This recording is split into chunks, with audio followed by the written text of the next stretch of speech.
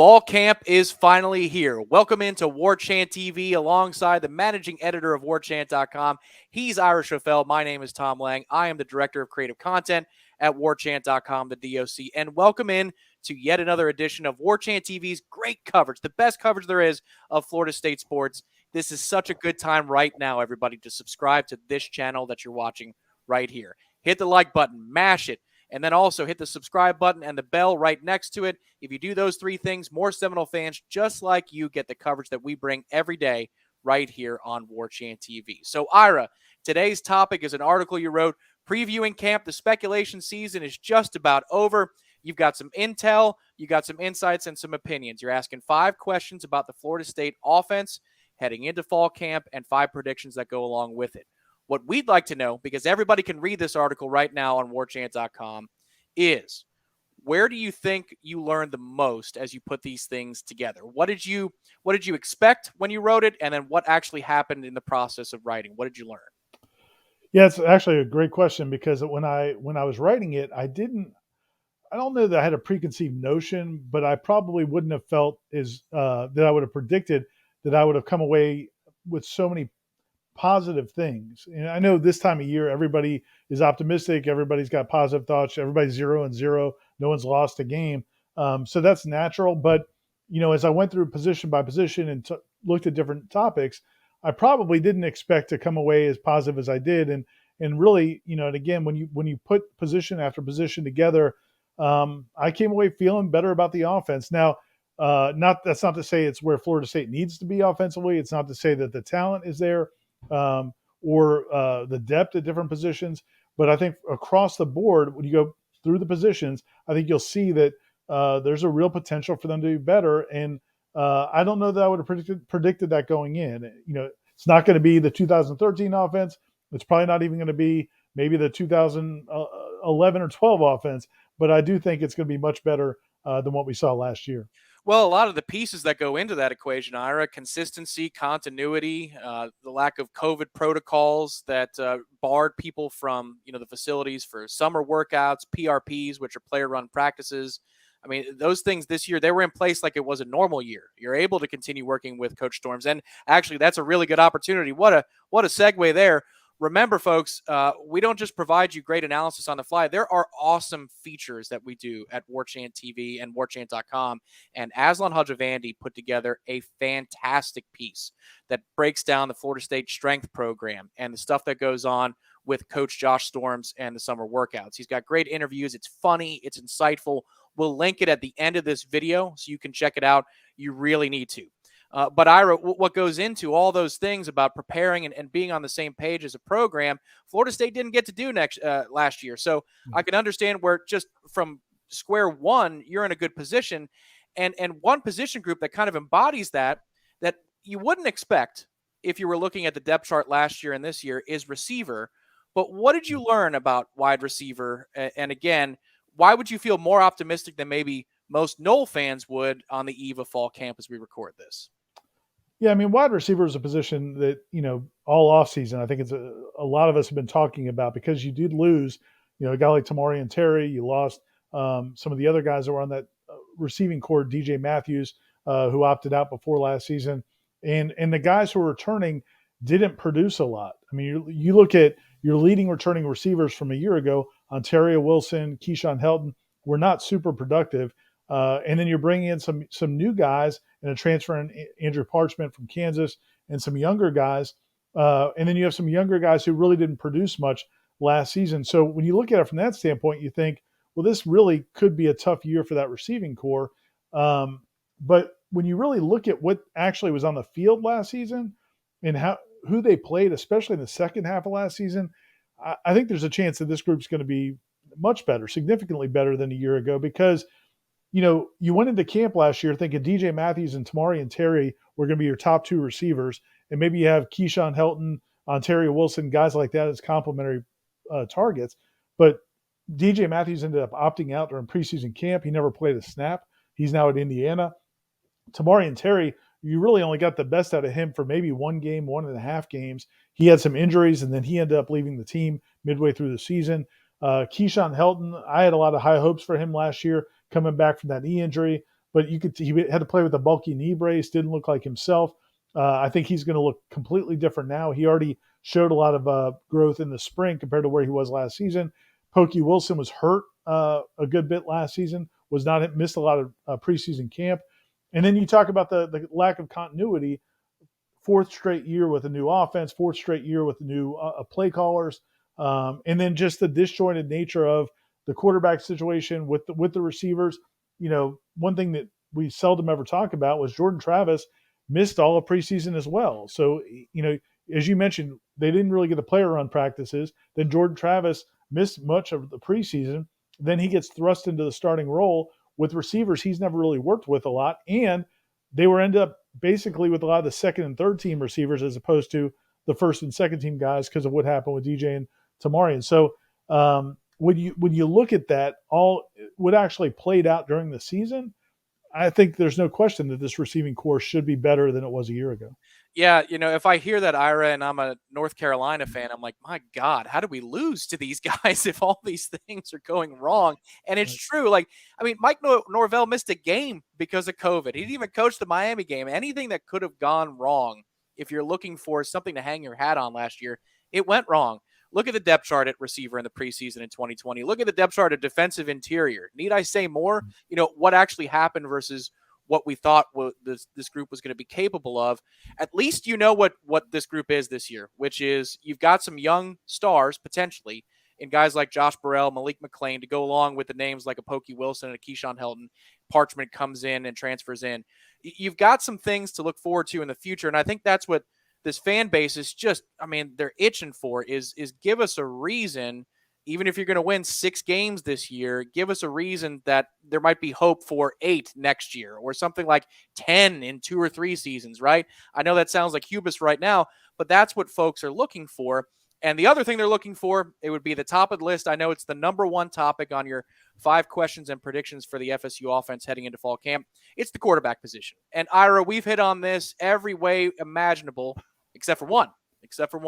Let's frame it this way. Mackenzie Milton wasn't brought in here to sit, Ira. So if it's 50-50, Jordan Travis is going to be the fill-in quarterback, the package quarterback, the star player that they flex out and they play all over the field, except at the position with consistency. But Jordan Travis could win the job outright. I mean, through 3 weeks of spring camp, he was the more consistent player. My question to you is, how much better does Jordan Travis need to be versus Mackenzie Milton as an option in order for Jordan Travis to win the job outright? Yeah, I think it's got to be a significant difference because the beauty of if Mackenzie Milton's the starting quarterback, you still get a bonus from Jordan Travis. You can bring him in for different packages, as you said. You can play him at running back. You can play him as kind of a slot guy, bring him in motion, different things. He is one of your more talented playmakers. He can make things happen when he's got the football in his hands. So he's a guy that you still get something out of. If you start Jordan Travis, you really don't get anything out of Mackenzie Milton except maybe an extra coach. He'll be on the headsets. He might be signaling in plays, but he's not going to help you. He can't come on the field and do anything else to help this offense. So to me, on an offense that needs skill players, Jordan Travis can give you that if Mackenzie's the quarterback. So from that standpoint, that's one reason. The other reason is, and this isn't fair, and I'm not saying this is fair, and I'm not saying this is going to go into Mike Norvell's decision-making directly, but I will say this. If you start Jordan Travis, he really needs to play well. Yeah. Because the problem you're going to have from a perception standpoint is everybody knows the backup quarterback's the most popular guy on campus. That's magnified 5-fold or 10-fold when it's Mackenzie Milton because people saw the highlights of that kid at UCF. They've been hearing about him for 5 years. He was a finalist for the Heisman Trophy a few years ago, and they saw him in the spring game. Their one chance to watch him in the spring was in the spring game when he made a couple of really nice throws. And now if you go out there and Jordan Travis wins the job, and I'm not saying he shouldn't, but if he wins the job and doesn't play well, now everybody in that stadium is going to be looking at the guy on the sideline and asking Mike Norvell, hey, why isn't he in the game?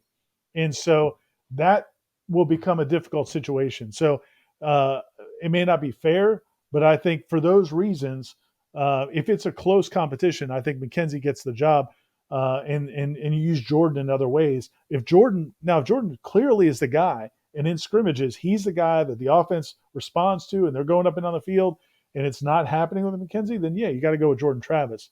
But I think to your point, if it's 50-50 or close to it, I think McKenzie probably gets the nod. Yeah, when you put it that way, Ira, and considering that Notre Dame is the first opponent, it's not a Jacksonville State or a UMass, it makes it almost impossible to see anybody other than Mackenzie Milton taking the first snap or at least being named the starting quarterback. We'll see if it plays out that way. That's why fall camp is something that has to play out, and we get to see it as media members, which we're very thankful for. We get to see practices, and we'll be able to report to you from warchant.com all of the developments. But when you put it that way, that's a really good case to make that, this is Mackenzie Milton's job to lose and then some. Well, and one more thing I'd say on that though,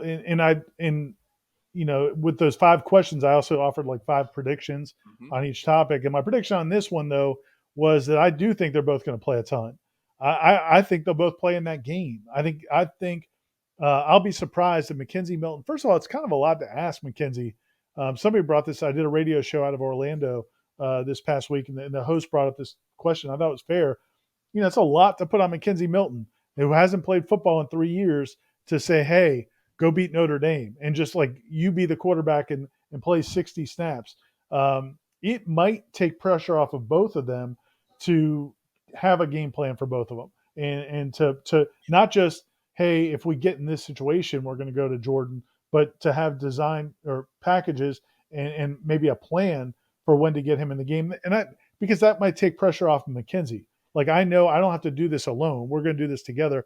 So I think they're both going to play. I would be surprised if they don't both take snaps at quarterback in the season opener. That's my prediction anyway. We'll see on September 5th. I think they both expect that, though, Ira. The thing that Jordan Travis said when he spoke to the local media in Charlotte before the proceedings got going that day was it'll be a blessing if we could be on the field at the same time. And that grabbed the headlines, and rightfully it should. But then Mackenzie Milton later in the day in the long breakout, and we posted the whole video on warchant.com, he said, quote, Jordan Travis is too good not to play. And I believe that I am also in that ilk. I'm too good not to play as well. So it sounds like the both of them are under the impression before they got on the private jet to go up to Charlotte that both of them are going to be a part of this offense. Whether or not one wins the job or not, they're both going to be a part of it, and just expect to see that. What can we expect, Ira, over the next few days and weeks to come from Warchant? I know that obviously we're recording this on Thursday, August the 5th. We have the luncheon / press conference with Mike Norvell on Friday the 6th, and then camp starts. So what can we expect? I might imagine, given that you've got 5 questions and predictions on the offense, there might be something to do with the defense coming up. Can't get anything past you, Tom Lang. I'll do.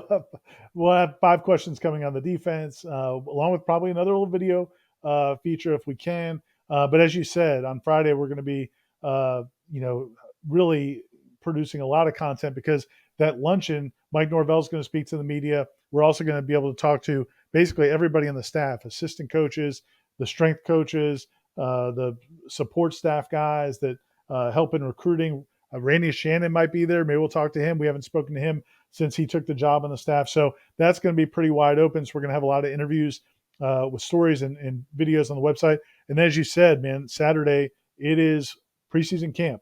And we'll be out there from starting Saturday morning. We'll have live updates. If people come to the website if you have to be a subscriber to Warchant, not just YouTube, but the warchant.com. We do updates from the practice fields. We do observations. We'll have interviews and stories coming after the practice, and just wall-to-wall coverage of preseason camp. It's an exciting time. I mean, everybody, like I said, everybody's undefeated at this point in time. So there's no time like now to be excited and start getting excited about the 2021 season. We can't even travel on the road together in a 15-passenger van. There's too many people and too much luggage. That's how big the arsenal is at warchant.com. And remember, starting on Monday, the live shows every day, 1 o'clock, they're going to start hitting your feed. That's why, once again, mash the like, hit the subscribe, and the bell, so you're alerted every time we go live and bring you brand new content. The Jeff Cameron Show starts Monday, August the 9th at 1 o'clock. Seminole Headlines, 1 o'clock on Tuesday with you, Ira, Corey Clark, and Jeff Cameron. And then Wednesday through Friday every week, 1 o'clock. Once again, Jeff Cameron Show is live. Recruiting chats, Wake Up Warchant, happy hours. It's going to be one hell of a fall. Make sure you sign up now across the board to the website and, of course, right here on Warchant TV. Remember, we're going to link it right now. Here it is. Oh, there it is. I put it up right now. It's the video that Aslan Hajavandi did about Florida State's strength and conditioning program. Check that out before you sign off tonight. And thank you, as always, for supporting us at warchant.com. He's the managing editor. He's Ira Schoffel. My name is Tom Lang. There we go. He's on that side. See, that stage left, stage right thing. I'm the director of content at warchant.com. We'll talk to you next time.